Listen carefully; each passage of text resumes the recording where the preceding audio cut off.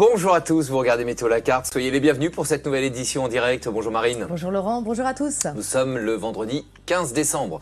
Allez, encore un Père Noël, on part dans le Doubs maintenant et rencontrer le vrai Père Noël en personne. Ah mais ils sont nombreux cette année. Cette année, le vieil homme a délaissé le temps d'un week-end, son traîneau et ses rênes pour un train des années 50. Sympa.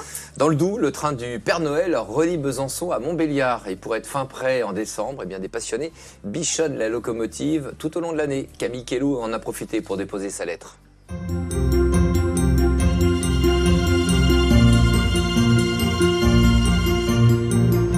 Dans les contrées lointaines du Doubs, il arrive parfois que le Père Noël laisse les rênes à ses lutins pour emprunter le chemin de fer. Bonjour les enfants, bienvenue à bord du train du Père Noël. 1 heure de voyage féerique entre Besançon et Montbéliard, rendue possible grâce à une poignée de passionnés. Il redonne vie à cette vieille dame de tôle de presque 70 printemps. Le plein du train du Père Noël est fait et je pense qu'on pourra sûrement atteindre la Laponie. Chef de la manœuvre pour le PRC, tu me reçois? PRC pour chef de la manœuvre, je te reçois. C'est un rêve, certains commandent des petits trains au Père Noël. Nous on a commandé un gros train, voilà. Et on le met à disposition, on n'est pas rancunier, on le met à disposition du Père Noël. Donc voilà.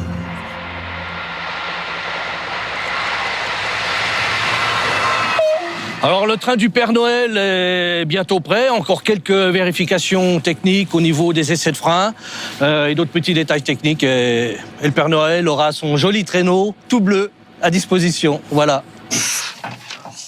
N'abîme pas ta peinture derrière, ça c'est dommage. Ça, surtout. Alors ces engins, lorsqu'ils ont été mis en service, c'était rouge et crème, comme toutes les Michelin à l'époque, dans les années 60. Et puis lui a subi une modernisation, toute la série a subi une modernisation aux alentours de 1979. Et c'est là qu'ils ont revêtu la couleur bleue, parce qu'à l'époque, ça faisait moderne, le bleu. À la veille du grand départ, les petits lutins oranges s'activent à remettre en état ce vieil autorail X 2800 datant de 1957. C'est de la belle mécanique, oui. C'est un moteur de 825 chevaux qui a parcouru quand même plus de 5 millions de kilomètres. On est en début décembre, donc non, c'est pas optimal. On a presque 600 mètres d'altitude. Il a fait 3 degrés cette nuit. Le bloc moteur donc se refroidit pas mal. Ça génère des lancements, on va dire, compliqués, quoi. Voilà. On va prégraisser le moteur avant de lancer le moteur.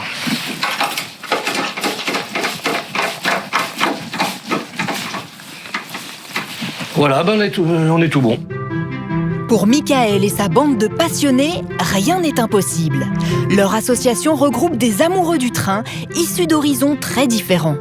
Chefs d'agence bancaire ou encore anciens majors sur le porte-avions Charles de Gaulle, bien loin de leur train-train quotidien.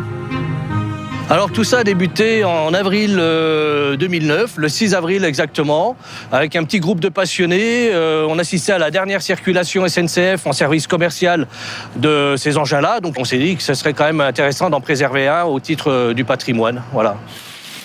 Mise en route du poste.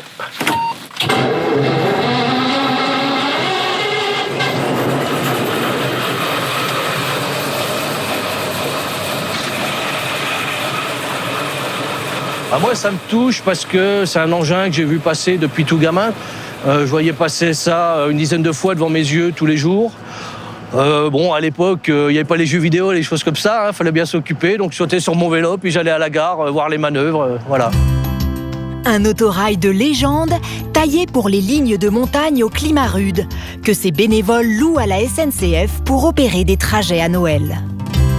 Tiens, Thierry, tu peux enrouler aussi avec moi là-bas? Je suis la mettre. Allez, hop. Ça, celui qui aura fini le premier. Oui, attends, j'arrive. Pour Henriette et Thierry, ce train, c'est surtout beaucoup de nostalgie. Ce train, je l'ai pris dans les années 65, quand je commençais à travailler pour rentrer de Val-d'Aon. Ah, il était à l'heure. Oh, oui, toujours à l'heure, le train, toujours. Oui. Plus que maintenant. Plus que maintenant, oui. Un vieux train, c'est l'odeur du temps des années 50, 60, l'odeur du sky, du gasoil du moteur. Voilà, c'est tout un univers, en fait. Un univers que Thierry adore partager tous les ans. Et il ne boude pas son plaisir. Alors les gens, quand ils arrivent, en fait, déjà, ils voient le Père Noël déjà sur le quai de la gare. Donc déjà, ils s'arrêtent devant l'autorail. Puis ils regardent un peu, ils ont leurs yeux d'enfant, les gens. Voilà, c'est ça qu'il faut dire. Et après seulement, ils montent dans l'autorail. Et là, ils découvrent l'univers féerique. C'est magique, quoi. C'est la féerie de Noël pour tout le monde. Là. Les grands, les petits, ils sont enchantés. C'est un émerveillement pour eux. Hein. Ouais. Dès demain, 120 chanceux vont prendre place à bord et relier Besançon au marché de Noël de Montbéliard. Alors Maxime, le conducteur, reprend ses marques aux manettes. Bon Maxime, tout est prêt? Oui, Mika. Ça se présente bien? Bah écoute, ça a l'air. Hein. L'étanchéité, les freins, tout ça? Oui, tout est prêt, c'est bon. Là, les essais, l'étanchéité, tout est OK. Pas de Donc soucis, on va pouvoir transporter le Père Noël en toute sécurité? En toute sécurité. D'accord. Bon, on attend les ordres du chef de manœuvre et puis on va pouvoir bouger. Ça marche. Merci pour chef de manœuvre. À mon ordre, tu peux refouler. Bien reçu, on refoule.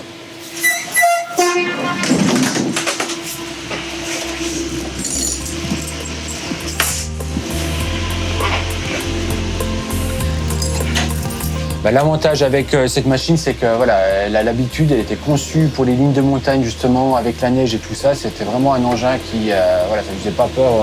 Le matin, on pouvait repartir avec 30 cm de neige, c'est pas ça qui allait nous arrêter ou quoi que ce soit.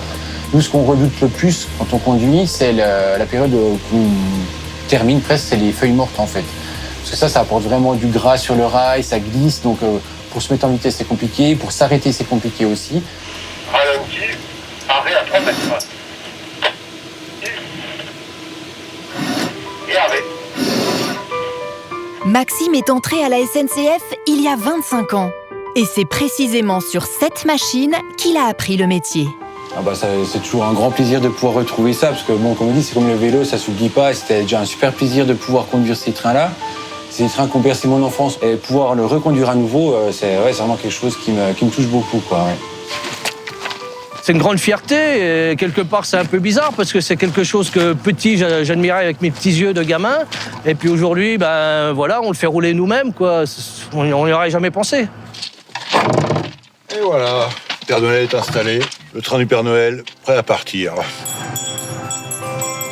Et pour que la magie opère, il n'y a plus qu'à embarquer la star du voyage qui a déjà tout prévu. Départ de Besançon, direction les illuminations de Noël de Montbéliard, le marché de Noël, avec distribution de papillotes. Et là, petite surprise, je récolte les lettres de tous les enfants qui me les amèneront et je réponds à tout le monde.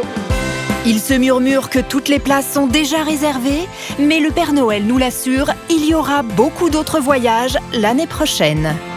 Joyeux Noël, météo à la carte. Je vous embrasse bien fort. À très bientôt. Et si vous ne pouvez pas prendre le train de Noël ce week-end, pourquoi Marine? Parce que toutes les places sont réservées. Ben oui, mais pas toutes, non, attendez, il faut laisser de l'espoir. En tout cas, pas de souci, nos équipes de France 3 Régions vous ont sélectionné de nombreuses activités loisirs un peu partout en France. Voilà, c'est la fin de ce Météo à la carte, mais comme nous sommes le 15 décembre et que c'est la journée internationale du pull moche, eh bien on file se changer rapidement.